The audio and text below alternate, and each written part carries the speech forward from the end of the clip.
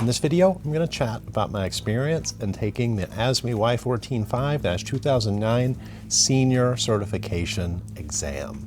So I'll go through a little bit about what to expect and some basic strategy and how I passed the test. So I posted it on my channel, my actual scores. I got a 97 overall, so hopefully you can trust me a little bit with this stuff. Now, in order to take the exam, you've got to pay the price, right? It's $623 as of now for the senior exam.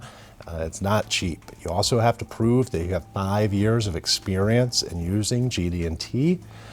Now, you have to pay first, and then you can go through and prove you have the experience and then schedule your exam. Now, as far as that 5 years of experience, the way it works, you'll fill out a reference. So you'll name a company that you worked at or still work at.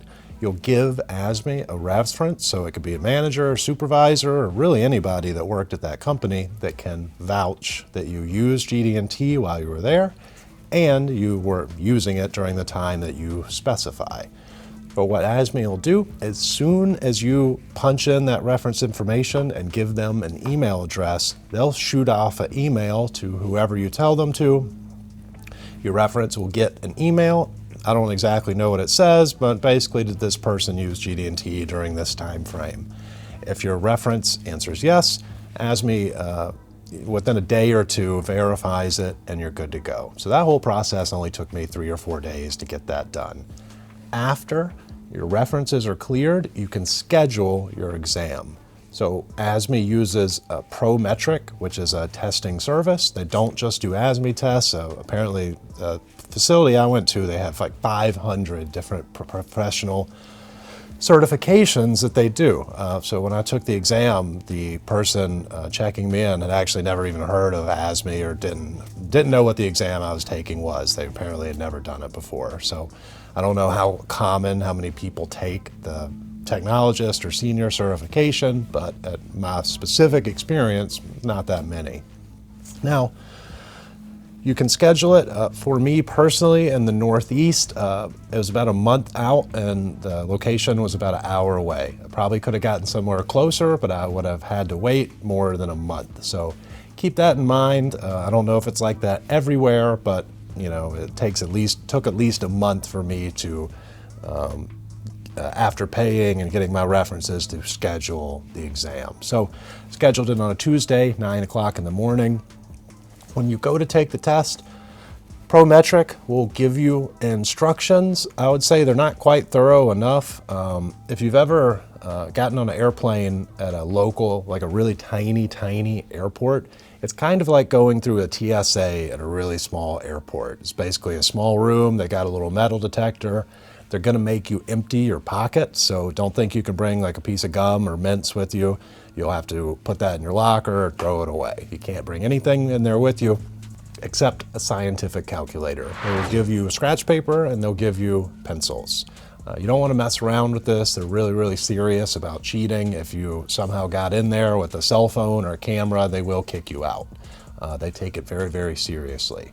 Now, when you get in the building and you check in, they will give you a locker, so you could put your car keys, sunglasses, anything like that in the locker.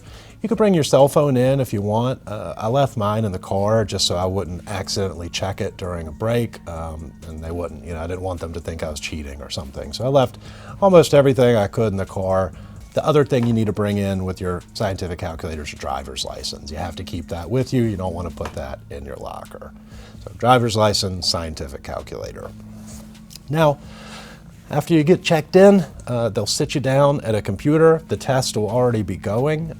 They set it up remotely. There's cameras everywhere and there's somebody watching you through glass. In my room, there's probably 12 computer stations and a window, so you could look outside if you want to. They have headphones that double as earmuffs, so if there's a mockingbird or something outside, you can put the earmuffs on and get a little bit of silence if you're easily distracted, which is kind of nice. Now, the test itself, it gives you a tutorial on basically how to use a computer. So it'll tell you what buttons on the mouse do what and how to navigate the test. That's the first part of it. You can kind of fly through that if you're used to using a PC. The actual test itself is 6 hours, 6 hours of time. If you take a break, the clock keeps running. Okay, so you can take a break if you want. You're not allowed to go outside.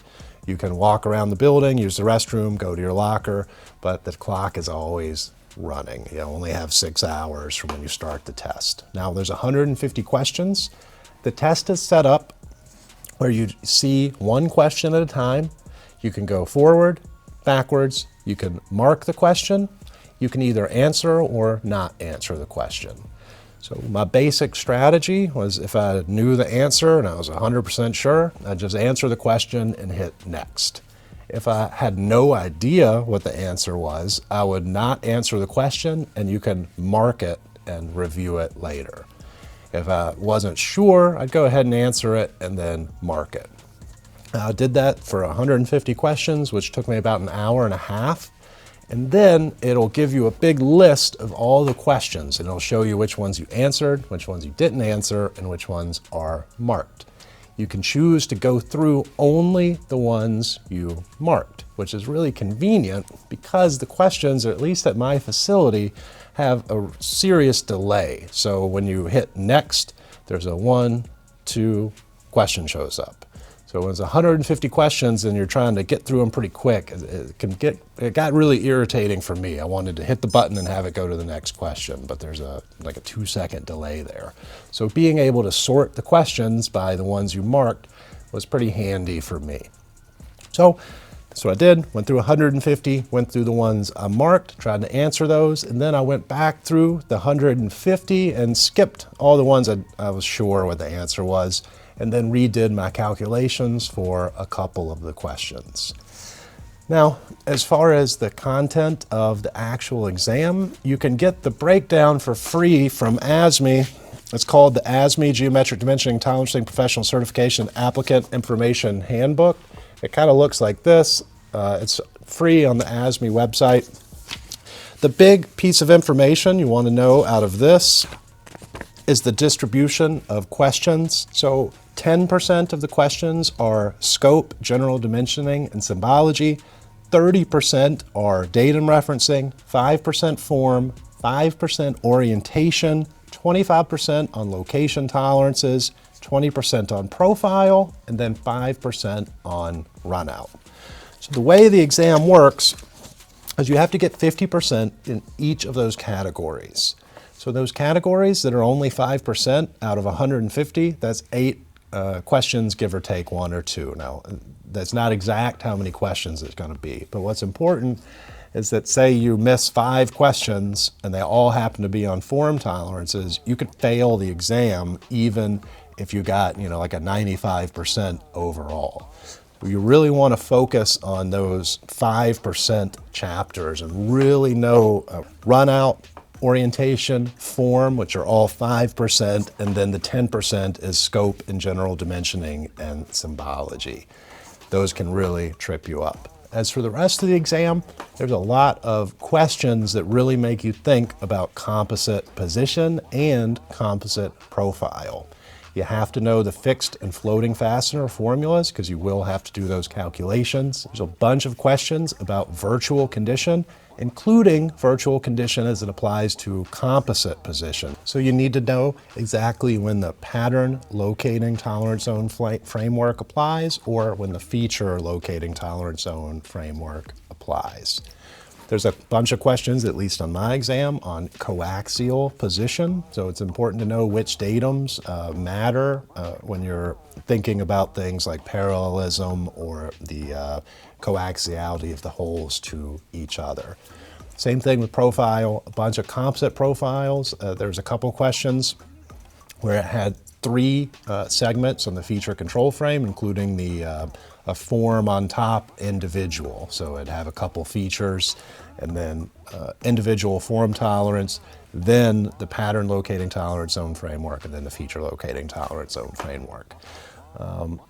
With the profile, the big ones, the profile and position, I didn't read them as carefully or spend as much time on them because they matter less in the context of the entire exam. When it came to the sections that were 5%, I really slowed down and read the questions and make sure I really understood what they were trying to say.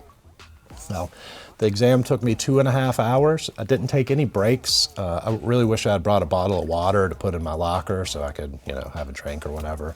I didn't do that, so I just didn't take any breaks. It turned out okay for me. It just really requires study. You want to be able to read the relevant ASME standard, so this is the 2009 version. Read it cover to cover. I read it to the point where I found 3 spelling mistakes in the standard, right? You'll find differences between the 1994 and the 2009 that are not listed in the 2009 standard. One day I'll make a video about those topics. Read every single word, especially the first 2 chapters that often don't really apply unless you're making drawings. So if you're a machinist or inspector, there's certain chapters you probably don't use every day that you really want to go through with a fine-tooth comb. And one other thing I want to mention, ASME sells a document called ASME Y14 5.2-2017, which is their guide to the actual test. It's about $45. I wouldn't really recommend it. A lot of the stuff is in this free document that I just mentioned. What the paid version has, and I was a sucker, I paid for it. What it has is the topics, but what they essentially do is kind of like a PowerPoint. They take the table of contents and they just expand it to include all the subheadings in the standard. So it basically just lists everything that's in the standard, which you could learn by just reading the standard, right? It doesn't specify what's really important. It just lists every single topic as if everything's the same level of importance. So I don't see it as being super helpful, but you can pay the $45 if you want to be extra sure. So that's it for this video. I'll make more on specific topics and some of the wacky questions I saw on the actual exam. If you enjoyed the video, please like and subscribe. Leave a comment down below. If you have any experiences with the exam that are similar or different from mine, please go ahead and share.